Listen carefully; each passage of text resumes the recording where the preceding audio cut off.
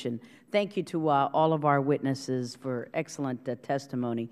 I will start the round of questions where each member will have 5 minutes to ask questions.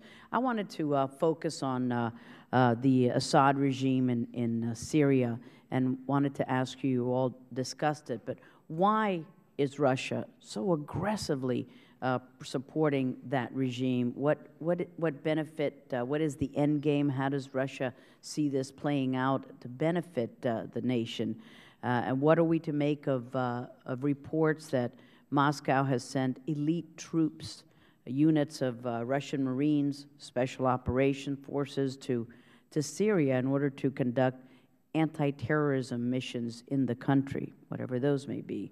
And if you could comment on news that we've read lately that Russian experts upgraded the long-range radar systems in Syria in order to help Iran with an early warning system in event of an attack on its nuclear facilities. And also, as Russia appears to be actively supporting both Iran and Syria, would you agree that our efforts to gain Russian cooperation regarding these countries have been a true failure? We'll start with Mr. Kramer. Madam Chair, I think these are like-minded regimes, and they come to the aid and protection of each other.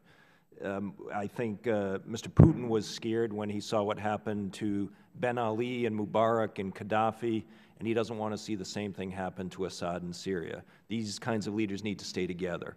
Russia has not only vetoed the UN Security Council resolution, as you and others have indicated, they are selling arms to the Syrian regime, which the Syrian regime is in turn using to slaughter its own people. Russia has a base in Syria. Russia has continued to provide military support. I'm afraid this doesn't come as a surprise. When you have the kind of regime you have in Moscow, I think it tries to come to the aid and support of a regime like we see in Damascus. Thank you. Mr. Broder. The Russian government and the Russian state functions off the back of oil. That's the main fuel that fuels the economy. The Soviet Union ended when oil prices went down to $10 a barrel, and Russia is flexing their muscles with oil at $120 a barrel.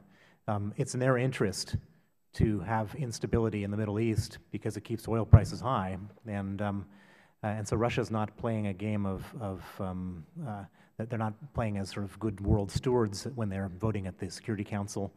They're making sure that they can spoil the situation so oil prices stay high, and I think that's a very important part of their own calculus. Excellent point. Ambassador? Yeah, I think Russian policy towards Mr. Assad has 4 reasons. First of all, they see him as an ally, unfortunately, and they don't have many allies left. They're reluctant to throw him over. Second part of this is payback to the West over Libya, where they believe that the West took a UN Security Council resolution and stretched it in its actions in Libya. Third, and I think this is a bit more legitimate reason, is they don't know what comes after Mr. Assad, and I think that is a legitimate concern.